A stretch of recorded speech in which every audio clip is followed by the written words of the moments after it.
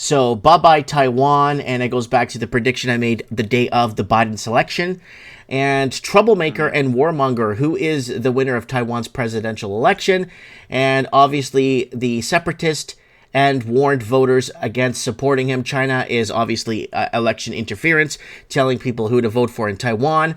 And it goes back to the article that we were reading earlier that Joe Biden does not recognize Taiwan's independence, right? So this Yeah. Taiwan thing that me and you were kind of predicting back in 2019 ish. We were on the ball with this one kind of, and we were kind of Hmm. looking at Taiwan and looking at it being the next target. Yes, we did bring up the buildup of military presence on the Ukrainian Russian border. Yes, but this Yeah. Taiwan thing Yeah. was it just big aggregation and now it's catching up, or what do you think, Supreme? Well, you know what? I think Taiwan could prove to be a nothing burger, and I'll tell you why. Go ahead. Because the U.S. is already overextended. I mean, they've been telegraphing for years. Because although they officially recognize the one China policy, and they never fully officially recognize Taiwan's independence, right? Because Hmm. that's how the U.S. operates. That's how the U.K. operates. They don't want to start wars. What they want to do is provoke you to start the war, because then you're starting on defense, right?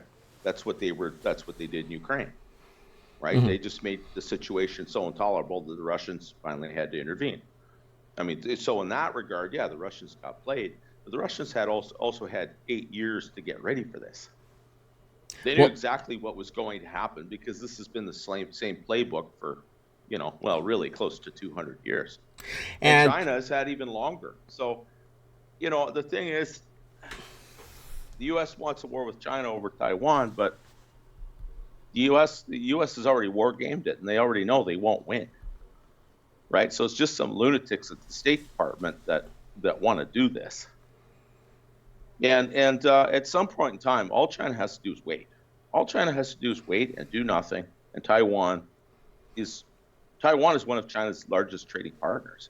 it is semiconductors, Yeah, all kinds of stuff, and we were yeah, also on the ball with those semiconductor wars we were talking about, and how that was going to cause shortages across electronics and stuff that we need in our day-to-day lives, and a part replacement for cars and refrigerators and stuff that we need on a daily basis. Now, here's what yeah, China's calling them: the destroyer of peace across the Taiwan Strait. yeah. That's a I great think, title for a movie, dude. yeah, no kidding. Destroyer of peace across the Destroyer of Taiwan. peace. Episode 2, across the Taiwan Strait. The outcome You know, of the vote could further heighten tensions with China, which claims the self governing island as part of its territory. Beijing had warned voters against supporting Leah Lii and previously described this election as a choice between war and peace, prosperity and decline. The rival Kuomintang party pushed for dialogue with mainland authorities. So it's kind of your typical kind of Venezuela election where you had Falcon and what's his name that won the election there. It was Guaido, not Guaido. Guaido was the guy they selected, the CIA selected, but it was Nicolas Maduro and Falcon. Maduro, yeah. Yeah, they were both fighting.